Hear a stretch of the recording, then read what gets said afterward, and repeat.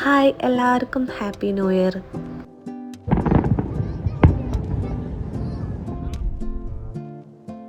New year കഴിഞ്ഞ് പിറ്റേ ദിവസം തന്നെ വീഡിയോ ഇടണമെന്നൊക്കെ കരുതിയതാണ്, പക്ഷെ നടന്നില്ല, ലേറ്റായിപ്പോയി. അപ്പോൾ 2026 നിങ്ങൾക്ക് എല്ലാവർക്കും നല്ലൊരു വർഷമാവട്ടെ എന്ന് ആഗ്രഹിക്കണം.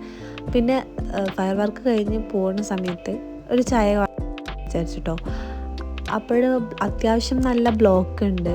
ചില ആൾക്കാരൊക്കെ ബ്ലോക്ക് കുറയ്ക്കാൻ വേണ്ടിയിട്ട് വണ്ടി ഫയർ വർക്ക് നടക്കുന്നതിൻ്റെ കുറച്ച് തൊട്ടടുത്ത് നിർത്തിയിട്ട് പിന്നെ അവിടെ നിന്ന് നടന്നു പോയൊരു ആൾക്കാരുണ്ട് കേട്ടോ. എന്നാലും ബ്ലോക്ക് അത്യാവശ്യം ഉണ്ട്. അങ്ങനെ രാവിലെ ഇന്ന് ന്യൂ ഇയർ ഒക്കെ അല്ലേ, അതുകൊണ്ട് മോർണിംഗ് ഒക്കെ ഒരു പ്രൊഡക്റ്റീവ് ആവട്ടെ വിചാരിച്ചിട്ട് രാവിലെ തന്നെ നടക്കാൻ ഇറങ്ങിയതാണ് കേട്ടോ. അപ്പോൾ ഞാൻ എൻ്റെ ഹസ്ബൻഡിനോട് പറഞ്ഞു, ഇന്നത്തെ ദിവസം നല്ല പ്രൊഡക്റ്റീവായിട്ടിരിക്കണം, നല്ല ഹാപ്പി ആയിട്ടിരിക്കണം, ചെറിയ ചെറിയ പിണക്കങ്ങളൊക്കെ ഉണ്ടെങ്കിൽ അത് സോൾവ് ആക്കി പോകണം എന്നൊക്കെ പറഞ്ഞു കേട്ടോ. അപ്പോൾ ഞാൻ തന്നെ ആലോചിക്കുകയാണ്, ന്യൂ ഇയർ ആണെന്ന് എല്ലാ ദിവസവും ന്യൂ ഇയർ ആണെന്ന് വിചാരിച്ചാൽ തീരാവുന്ന പ്രശ്നമുള്ളൂ കേട്ടോ. അപ്പോൾ ഇന്നലെ ഫയർ വർക്ക് നടന്നുകൊണ്ടാണോ എന്നറിയില്ല, ഇന്ന് റോഡിലൊന്നും ഒരു വണ്ടി പോലും കാണാനില്ല കേട്ടോ. എല്ലാവരും നല്ല ഉറക്കത്തിലാണ് തോന്നുന്നത്. റോഡൊക്കെ മൊത്തത്തിൽ കാലിയായി കിടക്കുന്നുണ്ട്. അടിപൊളി ചായ ഉണ്ടാക്കി ഫസ്റ്റ് തന്നെ. പിന്നെ അത് ആ ദോശയും ചട്നിയും എൻ്റെ ഫേവറേറ്റാണ്. പിന്നെ ഉച്ചക്ക് ചോറ് കറി നോർമലി. അപ്പോൾ അതൊക്കെ കഴിച്ചതിന് ശേഷം ഈവനിങ്ങിന് ഞങ്ങൾ പുറത്തേക്ക് ഇറങ്ങണമെന്ന് പ്ലാൻ ഉണ്ട് കേട്ടോ. ഈവനിങ് എന്ന് പറഞ്ഞാൽ കുറച്ച് രാത്രിയായിട്ടുണ്ട് ഞങ്ങൾ ഇറങ്ങുമ്പോൾ. അപ്പോൾ അതാ ചായൻ്റെ കൂടെ ഏതാണ് സെലക്ട് ചെയ്യേണ്ടതെന്ന് കൺഫ്യൂഷനായിപ്പോയി ഏതെടുക്കണമെന്ന്. അപ്പോൾ പുതിയതായിട്ട് ഓപ്പൺ ആക്കിയതാണ് തോന്നുന്നത്, അതുകൊണ്ട് തന്നെ കാണാനൊരു പുതുമ ഫീൽ ചെയ്യുന്നുണ്ട് കേട്ടോ.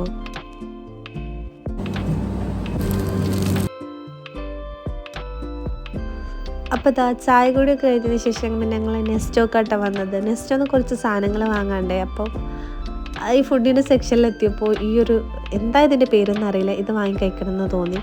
അപ്പോൾ എരിവ് പുളിപ്പൊക്കെയുള്ള ഇങ്ങനത്തെ ഫുഡ് എനിക്ക് ഭയങ്കര ഇഷ്ടമാണ്. അങ്ങനെ ഇഷ്ടമുള്ള ആരെങ്കിലും ഉണ്ടെങ്കിൽ ഒന്ന് കമൻറ്റ് ചെയ്യട്ടോ.